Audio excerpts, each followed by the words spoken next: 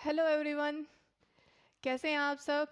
उम्मीद करती हूँ कि आप सब लोग अपने अपने घर पे ठीक होंगे, कुशल होंगे और अपनी अपनी तैयारी के अंदर जम के लगे हुए होंगे।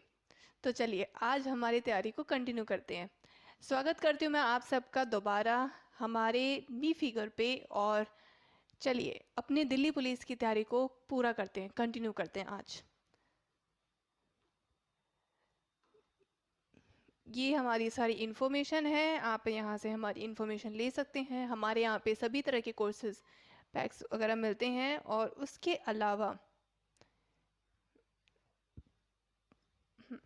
चलिए आज हम जो पढ़ेंगे वो होएगा हार्मोनल सिस्टम के बारे में। एनिमल्स के अंदर मतलब इंसानों के अंदर कौन से हार्मोन्स मिलते हैं। सबसे पहले अगर मैं हार्मोन्स की बात करूं, हार्मोन्स हार्मोन्स होते क्या हैं? हॉर्मोन्स बच्चे ऐसे केमिकल्स होते हैं जो कि मदद करते हैं किन चीज़ों में, जो कि मदद करते हैं हमें अपने पर्टिकुलर एरिया को टारगेट करने में। मान मतलब तुमने नर्व सेल्स के बारे में तो सुना होगा, है ना? तो नर्व सेल्स क्या करती है कि एक जगह से दूसरी जगह इंफॉर्मेशन पहुंचाती है। हॉर्मोन्स क्या करते हैं? ऐसे केमिकल्स होते हैं जो कि अगर मुझे कोई पर्टिकुलर एरिया हो, वहाँ पे मुझे टारगेट करना हो कि उस एरिया को उस पर्टिकुलर जो जगह है, मान लो मुझे अपने हाथ को चलाना है, मुझे ग्रोथ करवानी है अपनी बॉडी की, तो उसके लिए उस पर्टिकुलर एरिया पे टारगेट करती है और जो उसका जो फंक्शन है उसे पूरा करने में मदद करती है। जैसे एग्जांपल देखो, सबसे पहले जो मैं पढ़ाऊंगी आपको वो है pituitary hormone. Pituitary hormone pituitary hormone कैसा हार्मोन होता है? ये निकलता है, ये किसके द्वारा निकलता है? एक ग्लैंड होता है,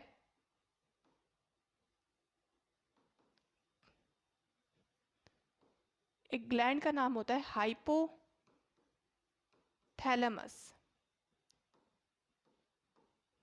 हाइपोथैलेमस हाइपोथैलेमस एक ऐसा ग्लैंड होता है जो कि रिलीज करता है कौन से हार्मोन? ऐसे हार्मोन, पिट्यूटरी हार्मोन, जो कि ग्रोथ हार्मोन को रिलीज करता है।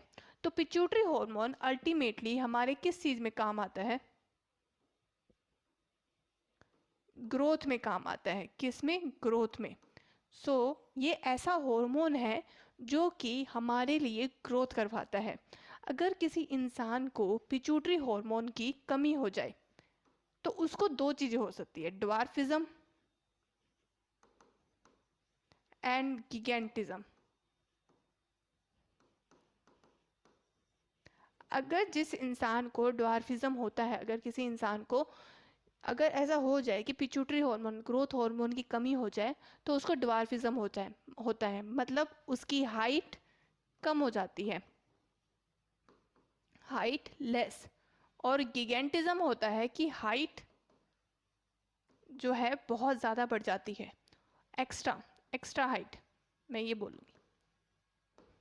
सो पिट्यूटरी हार्मोन अल्टीमेटली फंक्शन क्या करता है?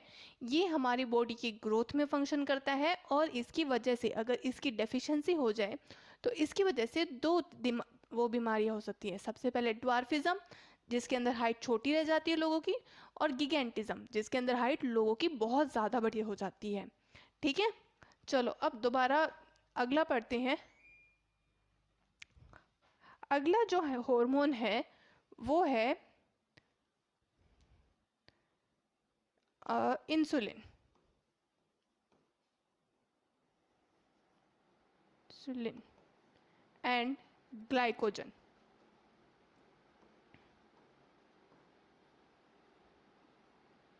देखो, इंसुलिन हार्मोन क्या करता है? इंसुलिन हार्मोन वहाँ निकलता है जहाँ पे जो हमारी शुगर होती है। अल्टीमेटली इंसुलिन हार्मोन क्या काम करता है? अगर हमारी बॉडी के अंदर शुगर की मात्रा बहुत ज़्यादा बढ़ जाती है तो इंसुलिन तो क्या काम करता है? रिड्यूस करने का काम करता है, रिड्यूस शुगर इन बॉडी। और ग्लाइकोजन क्या करता है? हमारी बॉडी के अंदर अगर शुगर जो है बहुत ज़्यादा ही कम होगी तो उसे इंक्रीज करने में मदद करेगा। Increase sugar level. अब देखो, एक हार्मोन है जो कि डिक्रीज कर रहा है, दूसरा वाला इंक्रीज कर रहा है। मतलब ये दोनों क्या कर रहे हैं, ये दोनों बैलेंस कर रहे हैं। अल्टीमेटली हमारी बॉडी के अंदर अगर शुगर ऊपर या नीचे हो जाए तो कौन बैलेंस करेगा, ये दोनों हार्मोन साथ में मिलके काम करेंगे। अगर बहुत ज़्यादा बढ़ गई तो कौन हेल्प करेगा, इंसुलिन रिड्यूस करेगा। अगर इंसुलिन का काम बहुत ज़्यादा बढ़ गया, अगर बहुत ज़्यादा कम होगी तो बैलेंस कौन करके आएगा कि ये वाला ग्लाइकोजन क्या करेगा, उसको बीच में बराबर बैलेंस लेके आएगा। अब नेक्स्ट देखो, अब नेक्स्ट देखो अगला कौन सा है। अगला है हमारा इंसुलिन, ग्लाइकोजन और एक हार्मोन निकलता है, एक ग्लैंड का नाम है थायराइड ग्लैंड, और उससे जो हार्मोन निकलता है वो है थायरोक्सिन। थायरोक्सिन हार्मोन किस चीज़ में काम आता है? थायरोक्सिन हार्मोन हमारे लिए भैया ये चीज़ों में काम आता है। देखो अल्टीमेटली मेटाबॉलिज्म जो होता है किस चीज़ का, carbohydrate, carbohydrate, fat, protein, vitamins, मतलब हमारे इन सभी चीज़ों के मेटाबॉलिज्म को मेंटेन रखने में काम आता है। अब मेटाबॉलिज्म क्या होता है, देखो ये जो होते हैं हमारी बॉडी के अंदर रिक्वायरमेंट होती है, कार्बोहाइड्रेट की भी, फैट की भी, प्रोटीन की भी, विटामिन की, इन सभी चीज़ों की एक अमाउंट पे रिक्वायरमेंट है, और इनसे रिगार्डिंग जो भी फंक्शन होते हैं उस चीज़ को बोलते हैं मेटाबॉलिज्म। तो इन चीज़ों को पूरा बैलेंस करना, मतलब जितनी रिक्वायरमेंट है उस चीज़ को पूरा रखना, और इनसे रिगार्डिंग जो फंक्शन होते हैं वो पूरा करना। तो वो कौन करता है, थायरोक्सिन हार्मोन। हार्मोन अगर इसकी कमी हो जाए, डेफिशिएंसी हो जाए, थायरोक्सिन हार्मोन, सॉरी इसकी नहीं, जो एक मिनरल आता है हमारा जो कि इसके लिए सबसे ज़्यादा इम्पोर्टेंट है, वो है आयोडीन हार्मोन। आयोडीन, आयोडीन क्या करता है, हमारे थायरोक्सिन हार्मोन पे अटैक करता है और थायरोक्सिन हार्मोन को ज़्यादा अच्छे तरीके से फंक्शन करने में मदद करता है। तो अल्टीमेटली अगर मेरे खाने के अंदर आयोडीन की कमी है, मतलब नमक की कमी है, तो क्या होएगा, मेरा जो आयोडीन है वो क्या हो जाएगा, डेफिशिएंसी, इसकी डेफिशिएंसी से, इसकी डेफिशिएंसी से मुझे क्या हो सकता है, गोइटर। गोइटर क्या होता है कि गोइटर एक ऐसी बीमारी है जिसकी वजह से हमारा जो गला है वो स्वेल हो जाता है, वो बहुत काफ़ी पेनफुल बीमारी है। तो ये जो बीमारी होती है वो किसकी कमी की वजह से होती है, थायरोक्सिन हार्मोन। इतना समझ में आया? चलो आगे बढ़े। ओके, चलो आगे बढ़ते हैं। थायरोक्सिन हार्मोन हमने पढ़ लिया। थायरोक्सिन हार्मोन के अलावा और कौन सा हार्मोन मिलता है, हमने पढ़ लिया पिट्यूटरी, हमने थायरोक्सिन पढ़ लिया जो कि थायराइड ग्लैंड से निकलता है, पिट्यूटरी निकलता है हाइपोथैलेमस ग्लैंड से, और हमने पढ़ा शुगर के वाले इंसुलिन एंड ग्लाइकोजन। और भी हार्मोन होते हैं, सबसे पहला जो एक थायराइड से ही, थायराइड के साइड साइड में होते हैं पैराथायराइड।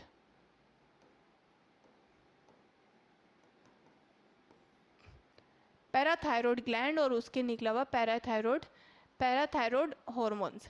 ये दोनों हॉर्मोन्स क्या करते हैं, ये हार्मोन क्या करता है, हमारी कैल्शियम एंड फॉस्फोरस को बैलेंस करने में मदद करता है। अल्टीमेटली इसका मतलब ये है कि हमारी बॉडी के अंदर कैल्शियम और फॉस्फोरस की कमी ना हो, तो उसमें कौन मदद करता है, पैराथायराइड हार्मोन। अब नेक्स्ट जो आता है वो होता है ऑक्सी नहीं, सॉरी,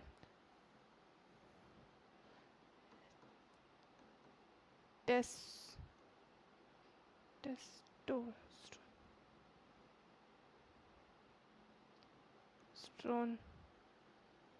हार्मोन, और एक हमारे फीमेल वाला आता है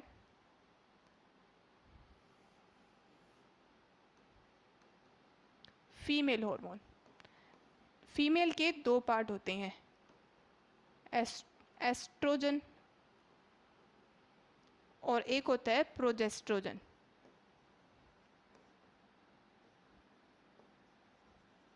देखो क्या होता है बच्चे कि प्रोजेस्ट्रोजोन एक ऐसा हार्मोन होता है जो कि मेल जो स्पर्म्स हैं उनको प्रॉपरली निकलने में और उनके प्रॉपरली फंक्शनिंग को पूरा करने में कौन मदद करता है? टेस्टोस्टेरोन।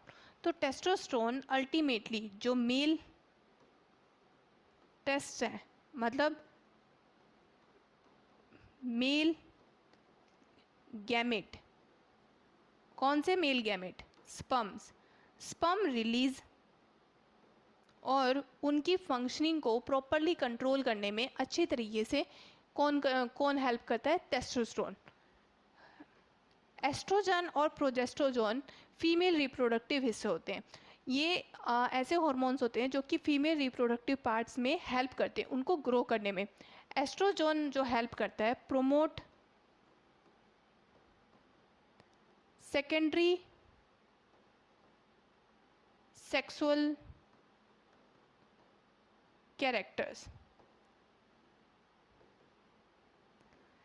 जो हमारे शरीर के जो विमेन की शरीर के सेकेंडरी सेक्सुअल कैरेक्टरिस्टिक्स होते हैं, जैसे कि ब्रेस्ट हैवी होना, हिप्स हैवी होना, आवाज़ पतली होना, ये सारे क्या है? सेकेंडरी है, जो कि नॉर्मली दिखाई दे जाते हैं। तो ये क्या है? इन चीज़ों को प्रोमोट करने में किसका रोल है? एस्ट्रोजन का। प्रोजेस्ट्रोजोन किस में हेल्प करता है? अल्टीमेटली जो रिप्रोडक्टिव पार्ट्स हैं,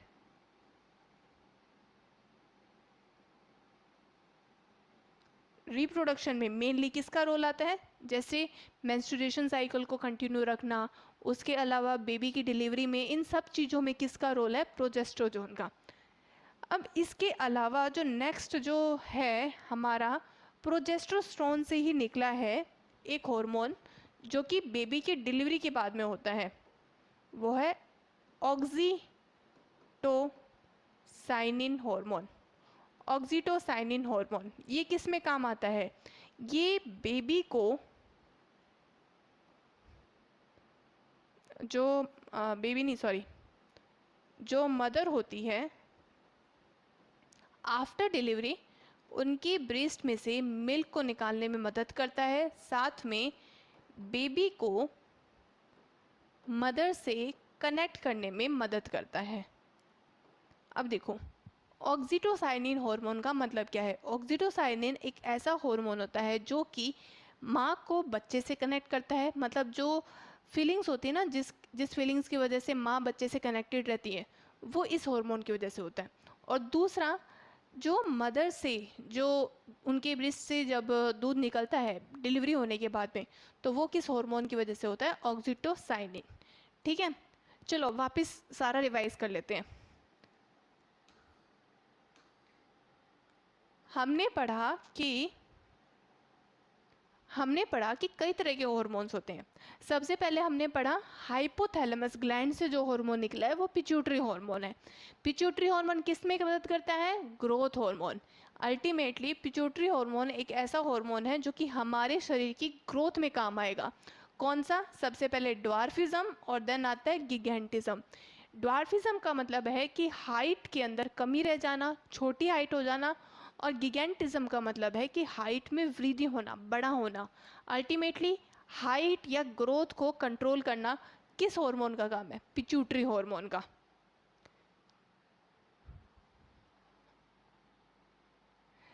नेक्स्ट जो आता है हमारा है कि इंसुलिन और ग्लाइकोजन हार्मोन। इंसुलिन हार्मोन और ग्लाइकोजन हार्मोन क्या करता है? इंसुलिन तो भैया शुगर लेवल को रिड्यूस करेगा। अगर शुगर लेवल बढ़ गई है, मतलब यहाँ पे आ गई है, तो उसको रिड्यूस करेगा। अगर रिड्यूस बहुत ज़्यादा हो गई है तो ग्लाइकोजन आएगा, उसको बैलेंस करेगा, ज़्यादा बढ़ाएगा। तो याद रखना, इंसुलिन क्या करता है? डिक्रीज करता है, और ग्लाइकोजन इंक्रीज करता है। ठीक है, नेक्स्ट है थायराइड ग्लैंड से निकला थायरोक्सिन हार्मोन। थायरोक्सिन हार्मोन एक ऐसा हार्मोन है जो कि हमारे बॉडी के मेटाबॉलिज्म मतलब कार्बोहाइड्रेट, फैट, प्रोटीन, विटामिन, इन सभी चीज़ों की फंक्शनिंग को कंट्रोल करे। हमारे स्लीप, बिहेवियर पैटर्न, इन सभी चीज़ों को कंट्रोल कौन करता है? Thyroxine hormone.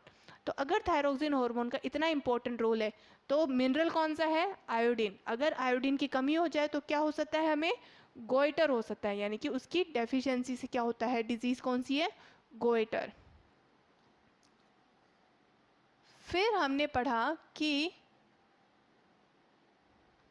थायराइड ग्लैंड से थायरोक्सिन हार्मोन निकला। फिर एक और होता है पैराथायरॉयड हार्मोन। पैराथायरॉयड क्या करता है? कैल्शियम और फास्फोरस को एब्जॉर्ब करवाने में मदद करता है। कौन सा? पैराथायरॉयड। किस किस को? कैल्शियम और फास्फोरस को। फिर आए हमारे दो रिप्रोडक्शन से रिलेटेड जो हॉर्मोन्स होते हैं। पहला तो आता है टेस्टोस्टेरोन। कौन सा? ये मेल गैमेट्स को, इनकी फंक्शनिंग को, इनकी रिलीजिंग और इनकी फंक्शनिंग को कंट्रोल करता है, उनके अंदर इम्प्रूवमेंट लेके आता है।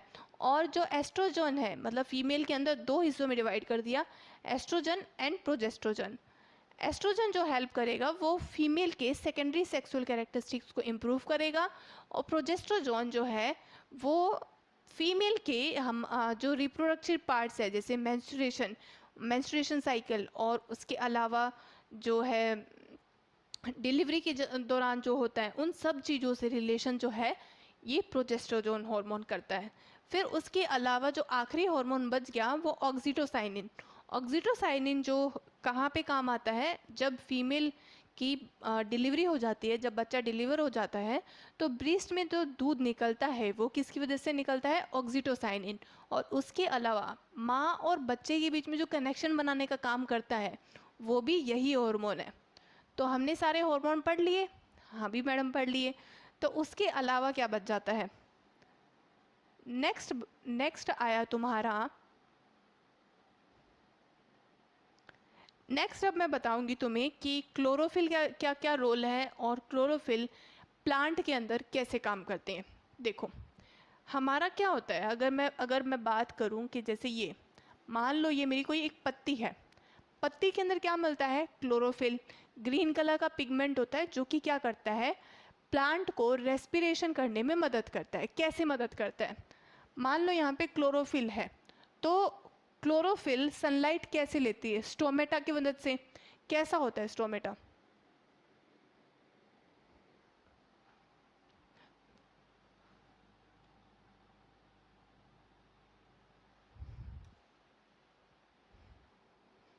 देखो स्टोमेटा कैसा होता है, मान लो जैसे ये है, सॉरी गलत बना दिया मैंने।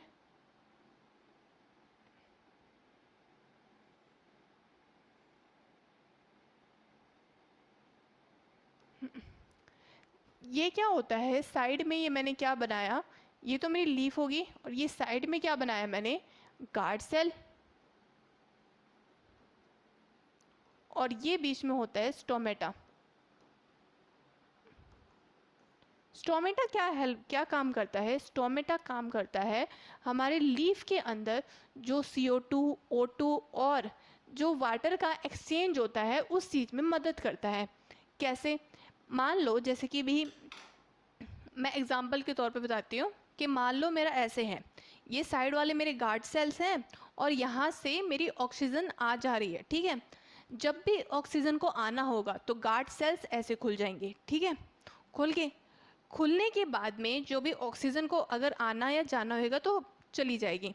उसके अलावा जैसे ही ऑक्सीजन गई तो फिर क्या होएंगे? गार्ड सेल वापस बंद हो जाएंगे। तो इसी तरीके से जो हमारा लीव्स होती हैं वो इस तरीके से फंक्शन करती है। तो वो कार्बन, हमारे जो प्लांट्स होते हैं वो कार्बन डाइऑक्साइड गैस लेते हैं। कार्बन डाइऑक्साइड और वाटर से मिला के ये लोग फोटोसिंथेसिस करते हैं और फूड बनाते हैं। अब कैसे बनाते हैं ये देखो, हमारे पास होगी carbon dioxide gas CO2, water हो गया, और क्लोरोफिल है ना? क्लोरोफिल। देखो क्लोरोफिल क्या करेगी लीव्स के अंदर? क्लोरोफिल क्या करती है? सन से सनलाइट लेती है, ठीक है। सनलाइट लेती है और सनलाइट की मदद से वाटर के मॉलिक्यूल्स को तोड़ देगी। जैसे ऐसे CO2 प्लस में H positive ion and OH negative ion, इन दोनों चीज़ों में तोड़ दिया। ठीक है, फिर उसके बाद में CO2 और इन सब के साथ में रिएक्शन करती है और बनाती है C6H12O6 और प्लस में H, उसके प्लस में O2। O2 मतलब कि भाई हमें जब फोटोसिंथेसिस करती है तो उसके दौरान क्या होता है, ऑक्सीजन निकलती है, यानी कि C6H12O6 के अंदर ये क्या है, glucose in the form of starch. किसकी फॉर्म में, प्लांट्स के अंदर किसकी फॉर्म में इकट्ठा होता है, स्टार्च की फॉर्म में, और लास्ट में क्या बचता है, O2। ये प्रोसेस चलती है फोटोसिंथेसिस के दौरान। फोटोसिंथेसिस में जो सबसे बड़ा रोल आता है वो क्लोरोफिल का है, क्योंकि क्लोरोफिल ही ये सारी रिएक्शन करती है, उसके बिना ये काम नहीं होएगा। अब अगर ये क्वेश्चन आ जाए तुम्हारे कि क्लोरोफिल किस किस में पाई जाती है, तो बच्चे क्लोरोफिल पत्तियों में भी मिलती है। जो ग्रीन स्टेम है, जैसे अगर मान लो ये मेरा पौधा है, ठीक है, ये अगर मेरा पौधा है तो क्लोरोफिल कहाँ कहाँ मिलेगी, बोलते हैं मैक्सिमम क्लोरोफिल लीव्स है, और जो प्लांट का जो किचन बोलते हैं, किचन ऑफ द प्लांट, तो वो होता है लीव्स, जहाँ पे खाना बनता है। तो क्या फोटोसिंथेसिस सिर्फ लीव्स पे होता है, कहीं और नहीं होता? ऐसा नहीं है, फोटोसिंथेसिस लीव्स पे भी होता है, ग्रीन स्टेम पे भी होएगा और इनकी ब्रांचेस पे भी होएगा। अगर ग्रीन है तो पक्का होएगा। एक क्वेश्चन आ सकता है कि अगर प्लांट के अंदर जो क्लोरोफिल होती है तो ये क्वेश्चंस इस तरीके से आते हैं कि प्लांट और एनिमल के केस में क्या क्या होता है, मतलब ह्यूमन बींग्स, प्लांट के अंदर जो उनके अंदर खाना बनता है वो in the form of starch बनता है, और एनिमल्स के अंदर जो खाना बनता है वो in the form of glycogen, glycogen की फॉर्म में खाना बनता है। ठीक है, किसकी फॉर्म में, ग्लाइकोजन, और प्लांट्स के अंदर स्टार्च की फॉर्म में खाना बनता है। ठीक है, चलो अब आगे मैं करती हूँ। अगर मैंने फोटोसिंथेसिस पढ़ा दिया तो रेस्पिरेशन भी पढ़ाना पड़ेगा। अब देखो रेस्पिरेशन कैसे होता है। हमारे अंदर हम क्या लेते हैं, ऑक्सीजन लेते हैं, है ना, मतलब हमारे पास रेस्पिरेशन के दौरान क्या होता है, हम खाना खाया, ठीक है, मतलब मैं मान लो मैं फल खा रही हूँ, मैं एप्पल खा रही हूँ, तो एप्पल में जो क्या होएगा, ग्लूकोज होएगा, C6H12O6। ठीक है, ये 6 कार्बन मॉलिक्यूल्स का है। फिर ये 6H12O6 किस में टूटेगा, 3 कार्बन मॉलिक्यूल्स, जिसको बोलते हैं हम पायरोवेट, पायरोवेट, और ये किस में होएगा, साइटोप्लाज्म में, साइटोप्लाज्म में। तो क्या होता है कि जो 6 कार्बन का मॉलिक्यूल है वो किस में टूटेगा, 3 कार्बन के मॉलिक्यूल्स में। इस चीज़ को, ये 3 कार्बन का जो मॉलिक्यूल है, ये चीज़, इस चीज़ को क्या बोला जाता है, पायरोवेट बोला जाता है। कहाँ पे टूटता है, साइटोप्लाज्म में टूटता है। तो ये जो साइटोप्लाज्म में यहाँ पे टूट रहा है, टूट के बनाएगा क्या, सबसे पहले जो हमारी होती है वो aerobic respiration. Aerobic respiration, aerobic respiration का मतलब है in the presence of O2, oxygen की प्रेजेंस में, O2 की प्रेजेंस में। ऑक्सीजन की प्रेजेंस में क्या होता है कि ये 3 कार्बन के मॉलिक्यूल्स किस किस में टूटते हैं, CO2, ठीक है, H2O, और एनर्जी की फॉर्म में। किस किस की फॉर्म में, CO2 मतलब कार्बन डाइऑक्साइड गैस, वाटर की फॉर्म में और एनर्जी की फॉर्म में। इन सभी फॉर्म में क्या टूटता है, एरोबिक रेस्पिरेशन। मतलब एरोबिक रेस्पिरेशन में जो क्या होता है कि हमारा जो 3 कार्बन के मॉलिक्यूल्स हैं वो CO2 में टूटेगा, वाटर मिलेगा और एनर्जी मिलेगी। देन क्या मिलता है हमें, देन होता है कि फिर होते हैं, ये तो एरोबिक रेस्पिरेशन यानी कि ऑक्सीजन प्रेजेंट है। उसके अलावा दूसरा आता है anaerobic respiration. Anaerobic respiration, anaerobic respiration में विदाउट O2, मतलब ऑक्सीजन के बिना। ऑक्सीजन के बिना का क्या मतलब है, यानी कि मान लो हमारा जैसे जो होता है ना कि जब हम बहुत ज़्यादा रनिंग करके आते हैं और रनिंग करने के आने के बाद में कई बार जब लोग स्ट्रेचिंग नहीं करते, ये बोला जाता है स्ट्रेचिंग कर लो वरना तुम्हारे लेग्स में पेन होएगा। अगर जो लोग स्ट्रेचिंग नहीं करते या फिर कई बार कुछ लोग बहुत लंबे टाइम के बाद में जो है एक्सरसाइज करते हैं, तो फर्स्ट एक दो दिन रनिंग पे फिर बाद में पेन होता ही है ना। तो वो पेन क्या है, वो पेन किस वजह से होता है, क्योंकि हमारी बॉडी के अंदर लैक्टिक एसिड जमा हो जाता है। लैक्टिक एसिड वो किस वजह से, जब हमारी मसल्स को पूरी तरीके से ऑक्सीजन नहीं मिलती तो क्या होता है, लैक्टिक एसिड जमा हो जाता है। मतलब ये O2 के बिना होता है और इसको बोलते हैं क्रैम्प्स। क्या होता है, लैक्टिक एसिड प्लस एनर्जी। मतलब हमें थोड़ी बहुत एनर्जी मिलती है, रहती है, ऐसा नहीं है कि पेन बहुत ज़्यादा हो रहा है तो हमारा काम धाम नहीं हो पाएगा। बट ये है कि भी एनारोबिक रेस्पिरेशन है, इसके अंदर ऑक्सीजन की मात्रा कुछ नहीं होती। ऑक्सीजन की कमी की वजह से जब हम एक्स्ट्रा वर्कआउट करते हैं तो उसकी वजह से क्या होता है, लैक्टिक एसिड जमा हो जाता है।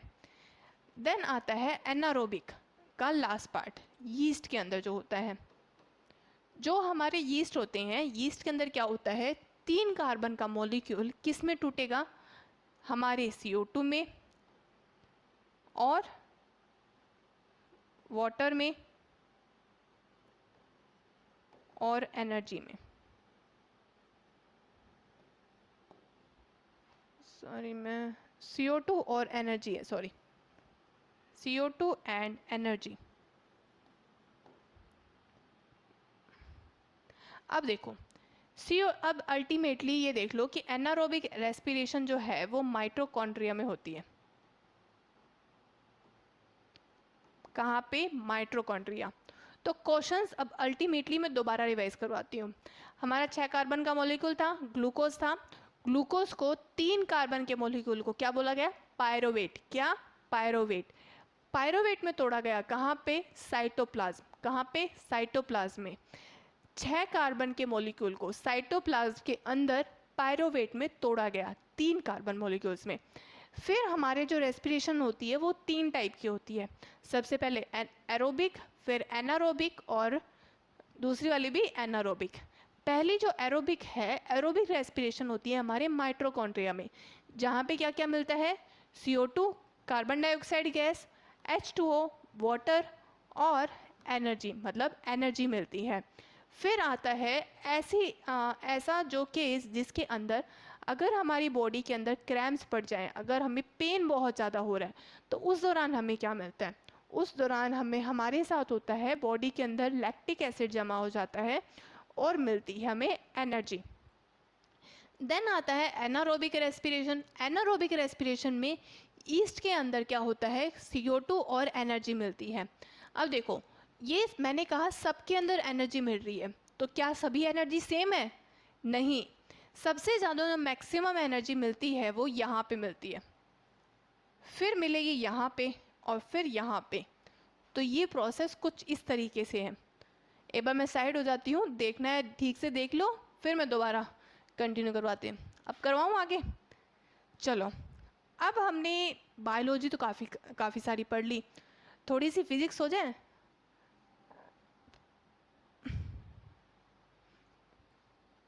बोलो, हो जाए पक्का। चलो थोड़ी सी आज मैं फिजिक्स भी करवा देती हूँ। फिजिक्स के अंदर जो मैं करवाऊंगी आप सबको, सबसे पहले तो मैं ये बताऊंगी कि भाई हमारे 3 जो लॉ पूछते हैं कि जो न्यूटन के जो थ्री लॉज थे, कि सबसे पहला कि अगर कोई बॉडी है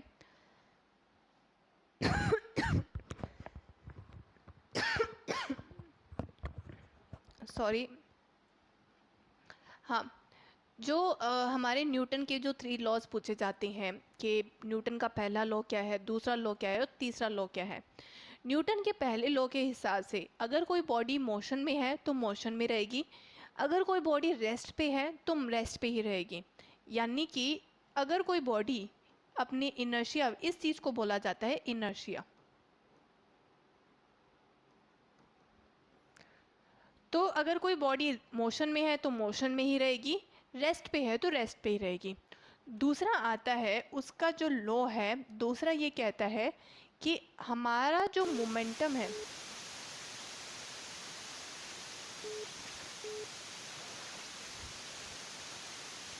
हमारे बॉडी का जो मोशन करने का मोमेंटम है उसका रेट किसके ऊपर डिपेंड करता है, चलो देखते हैं। Rate of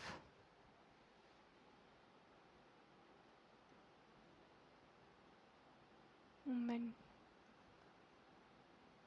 of body directly proportional to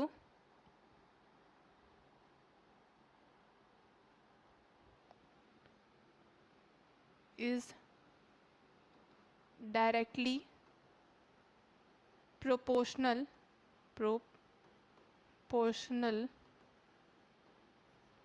to mass। देखो किस तरीके से, रेट ऑफ मोमेंटम मतलब dp/dt is directly proportional to mass and velocity।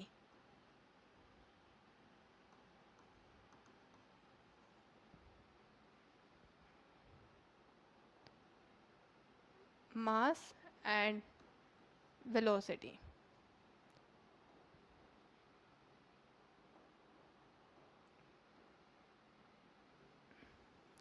p देखो हमारा p क्या होता है, p होता है मास इनटू वेलोसिटी, ठीक है। ये p क्या है, लीनियर मोमेंटम। p के ऊपर मैं दोनों तरफ dp लगा देती हूँ, मतलब रेट लगा देती हूँ। m मास कॉमन होता है, सॉरी कांस्टेंट होता है, और v/dt। dp और dt को हमने बोला फोर्स, और ये आ गया m/a। v मेरी वेलोसिटी है और वेलोसिटी से क्या निकला, एक्सेलरेशन। तो इस तरीके से ये बताता है कि मेरा जो रेट ऑफ मोशन है वो किसके ऊपर डिपेंड करता है, मास और एक्सेलरेशन पे। तीसरा आता है, तीसरा जो फोर्स आता है वो ये बोलता है कि every action is equal to its reaction. मतलब equal and every action has equal and opposite reaction. हम जो काम करते हैं उसका इक्वल और अपोजिट रिएक्शन होता है। देखो ये तीनों चीज़ें मैंने बता तो दी, इनका डायरेक्टली क्वेश्चन नहीं आएगा, इनका इनडायरेक्टली क्वेश्चन आएगा कि भाई अगर मैं कोई फंक्शन कर रही हूँ, अगर मैंने किसी गाड़ी को चला दिया, गाड़ी चल रही है, ठीक है, चलते चलते बीच में ही रुक गई और मेरी बॉडी ऐसे आगे हुई, तो वो कौन सा चल रहा है, कौन सा मोशन लगा, ऐसा। हमारी जो गन होती है, गन के अंदर जब मैं कॉइल करती हूँ, गन को ऐसे पीछे करती हूँ और फिर गन आगे जाती है, तो उसके अंदर सॉरी बुलेट आगे जाती है, तो उसके अंदर कौन सा चलता है, थर्ड लॉ ऑफ मोशन। तो ये सब क्या है, लॉज हैं जो कि क्या बताते हैं, अल्टीमेटली हमारे लिए सॉरी हमारे लिए क्या काम करते हैं, हमारे लिए वो चीज़ें बताते हैं कि भाई हमारी लाइफ के अंदर क्या क्या फंक्शंस चलते हैं। चलो अब मैं सारा रिवाइज करवा दूँ, पक्का, चलो ठीक है। एक आखिरी चीज़ और बता देती हूँ कि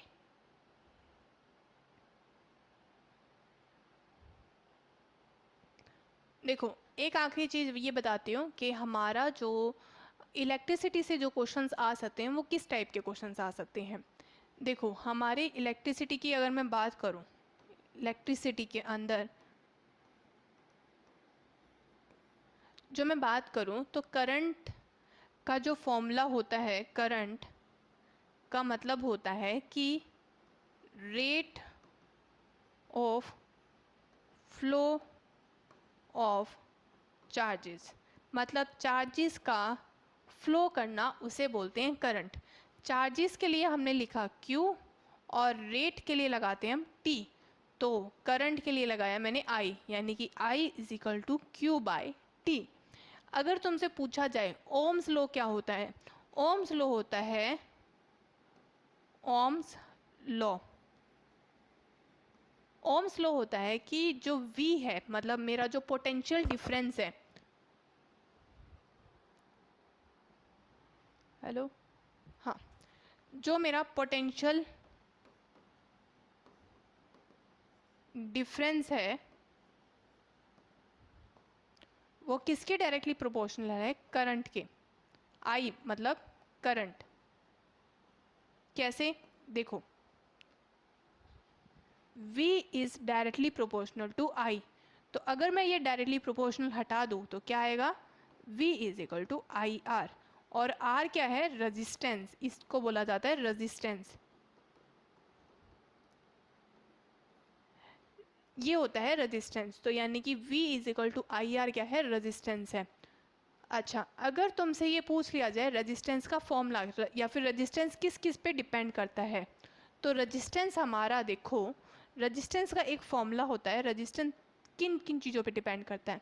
सबसे पहला रेजिस्टेंस है डायरेक्टली प्रोपोर्शनल है इसके लेंथ पे, और इन्वर्सली प्रोपोर्शनल है इसके एरिया पे, और बस, यानी कि अगर मैं लिखूं R is directly proportional to length over area, तो मैं अगर डायरेक्टली प्रोपोर्शनल हटाऊं तो आएगा R is equal to rho L over A।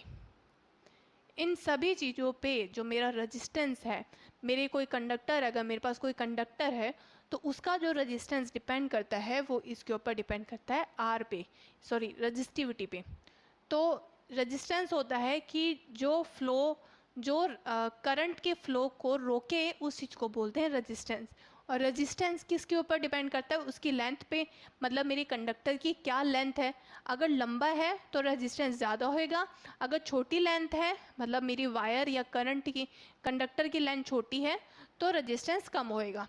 अगर मेरी वायर की लेंथ, सॉरी थिकनेस ज़्यादा है तो रेजिस्टेंस कम हो जाएगा, और अगर थिकनेस कम है तो रेजिस्टेंस ज़्यादा होएगा। तो अल्टीमेटली इन दोनों चीज़ों से मैंने ये फॉर्मूला निकाल दिया, और ये होता है रेजिस्टिविटी का फॉर्मूला, मतलब रेजिस्टेंस का फॉर्मूला, ठीक है। तो और हाँ, रेजिस्टेंस की जो यूनिट होती है वो होती है ओम।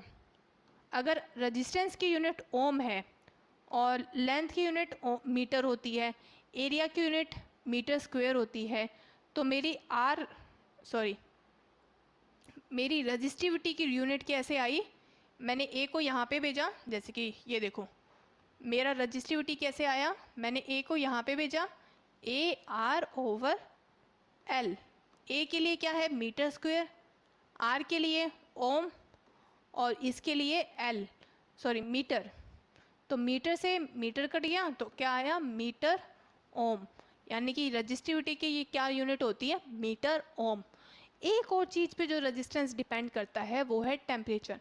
अगर मेरे कंडक्टर, प्योर मेटल की केस में, अगर मेरे कंडक्टर का टेम्परेचर ज़्यादा है तो रेजिस्टिविटी भी ज़्यादा होएगी, अगर कंडक्टर का टेम्परेचर कम है तो रेजिस्टिविटी भी कम होएगी।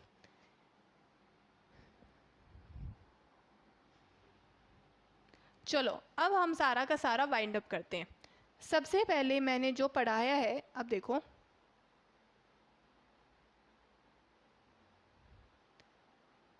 हाँ, चलो अब सारा वाइंड अप करते हैं, ठीक है। तो सबसे पहले जो मैंने पढ़ाया है तुम्हें, सबसे पहले हार्मोन्स के बारे में बात करी। हार्मोन कौन कौन से, पिट्यूटरी ग्रोथ में, उसमें अगर ज़्यादा हो जाए तो गिगैंटिज्म, अगर पिट्यूटरी कम हो जाए तो ड्वार्फिज्म। फिर हमने पढ़ा कि थायराइड ग्लैंड से क्या निकलता है, थायरोक्सिन हार्मोन। थायरोक्सिन हार्मोन किस में काम आता है, हमारी मेटाबॉलिज्म, कार्बोहाइड्रेट, फैट, विटामिन, इन सब को मेटाबॉलिज्म को कंटिन्यू करने के लिए। कार्बोहाइड्रेट में रोल किसका होता है, आयोडीन का रोल होता है, अगर आयोडीन की कमी हो जाए तो क्या हो सकता है, हमें गोइटर हो सकता है। देन हमने पढ़ा पैराथायरॉयड हार्मोन। पैराथायरॉयड हार्मोन किस में काम आता है? कैल्शियम और फॉस्फोरस को मजबूत बनाने में, मतलब हमारी बोन्स के अंदर कैल्शियम और फॉस्फोरस की कमी ना होए तो उस चीज़ को पूरा करने में उसका काम आता है। फिर हमने पढ़ा कि तीन सेक्सुअल टाइप के हॉर्मोन्स होते हैं, टेस्टोस्टेरोन, एस्ट्रोजन और प्रोजेस्टेरोन। टेस्टोस्टेरोन मेल गैमेट्स को इम्प्रूव करने के लिए, यानी कि मेल गैमेट्स स्पर्म्स को रिलीज करने में काम आता है, और एस्ट्रोजन क्या करता है? वीमेन की सेकेंडरी सेक्सुअल कैरेक्टरिस्टिक्स को इम्प्रूव करता है, और जो प्रोजेस्टेरोन है वो फीमेल की प्राइमरी कैरेक्टरिस्टिक्स जैसे मेंस्ट्रुएशन और बाकी सब चीज़ें, इन सब चीज़ों को कंट्रोल करता है। फिर आता है हमारा जो ऑक्सीटोसाइनिन हार्मोन। ऑक्सीटोसाइनिन हार्मोन जो है वो डिलीवरी के बाद में, अगर जब डिलीवरी होती है तो उस दौरान माँ के अंदर जो माँ से जो ब्रेस्ट से दूध निकलता है तो उसमें कौन मदद करता है? ऑक्सीटोसाइनिन हार्मोन। और माँ को बेबी से कनेक्ट करने में ऑक्सीटोसाइनिन हार्मोन का ही रोल आता है। फिर हमने पढ़ा है इनर्शिया क्या होता है। इनर्शिया का मतलब कि यानी कि कोई भी चीज़ कंटिन्यूस में रहना। हमने 3 लॉ पढ़े हैं। सबसे पहला लॉ है कि न्यूटन्स फर्स्ट लॉ क्या बोलता है कि अगर कोई बॉडी मूवमेंट में है तो मूवमेंट में रहेगी, रेस्ट में है तो रेस्ट में रहेगी। देन आता है कि हमने क्या पढ़ा? Second law of motion. Second law of motion बोलता है कि फोर्स जो है किसके डायरेक्टली प्रोपोर्शनल है? मास और एक्सेलरेशन के। यानी कि किसी भी बॉडी पे फोर्स लगता है तो वो किसके ऊपर डिपेंड करता है? मास और उसके एक्सेलरेशन पे। देन आता है हमारा third law of motion. Third law of motion बोलता है कि हर एक्शन का इक्वल और अपोजिट रिएक्शन होता है। अगर मैं किसी भी दीवार पे पत्थर मतलब पैर मारूं तो क्या होएगा कि भाई मुझे भी चोट लगेगी, दीवार से भी अपोजिट फोर्स आएगा। तो इसका मतलब वो बोला जाता है कि भी every action has equal and opposite reaction. Then हमने थोड़ा बहुत इलेक्ट्रिसिटी के बारे में पढ़ा। इलेक्ट्रिसिटी में सबसे पहली जो चीज़ पढ़ी हमने वो क्या है? करंट। करंट क्या बोलते हैं? Rate of flow of charges, मतलब कि चार्जेस का फ्लो करना रेट के ऊपर, वो होता है करंट। करंट को कैसे डिनोट करते हैं हम? आई से। फिर हमने पढ़ा ओम्स लॉ क्या होता है। ओम्स लॉ बोलते हैं कि वी जो है पोटेंशियल डिफरेंस जो है वो किसके डायरेक्टली प्रोपोर्शनल है? करंट के। तो अगर मैं ये पोटेंशियल डिफरेंस हटा दूँ क्या आएगा? रजिस्टेंस। रजिस्टेंस को अगर मैं निकालने जाऊँ, रजिस्टेंस का फॉर्मूला क्या होता है? वो होता है आर इज़ डायरेक्टली प्रोपोर्शनल। अगर जो मेरी रजिस्टेंस है, रजिस्टेंस का मतलब होता है करंट का ऑपोजिट। जैसे मोशन के अंदर फ्रिक्शन क्या होता है कि मोशन का ऑपोजिट, तो वैसे ही करंट का ऑपोजिट जो होता है वो होता है रजिस्टेंस। तो रजिस्टेंस किन किन चीज़ों पे डिपेंड करता है? सबसे पहले अगर लेंथ ज़्यादा है तो रजिस्टेंस ज़्यादा होएगा। अगर थिकनेस ज़्यादा है, एरिया मतलब मान लो जो ये मोटा जहाँ से वायर से जा रही हो तो वो जो थिकनेस है, अगर वायर की थिकनेस ज़्यादा है तो रेजिस्टेंस कम होएगा, अगर वायर की थिकनेस कम है तो रेजिस्टेंस ज़्यादा होएगा। उल्टा रिलेशन है। इन दोनों को मैंने कंबाइन करके बोला कि R is equal to rho L over A। Rho क्या है? रजिस्टिविटी है। फिर मैंने बोला कि रेजिस्टेंस का जो होता है यूनिट होती है वो होती है ओम। अगर रेजिस्टेंस की यूनिट ओम है तो रेजिस्टिविटी की यूनिट क्या निकली? ओम मीटर। मैं होप करती हूँ कि आप लोगों को मेरी आज की क्लास समझ में आई होगी। जो भी डाउट्स हैं, कुछ भी है, चिंता मत करो, अगली बार क्लियर हो जाएगा। बने रहो मेरे साथ and thank you so much for giving me time. Your time is really precious. So please अपनी पढ़ाई पे ध्यान दो। जो भी होता है, जितना भी तुम्हारे साइंस में सिलेबस आएगा हम सब कवर अप करेंगे, तो उस बात की चिंता मत करो, बस अपनी पढ़ाई के ऊपर ध्यान दो। तुम्हारी पढ़ाई सबसे ज़्यादा इम्पोर्टेंट है। दिल्ली पुलिस पास में है तो बस लग जाओ, रेल की तरह पूरी उस जर्नी को पूरा करो। ओके, चलो बाय।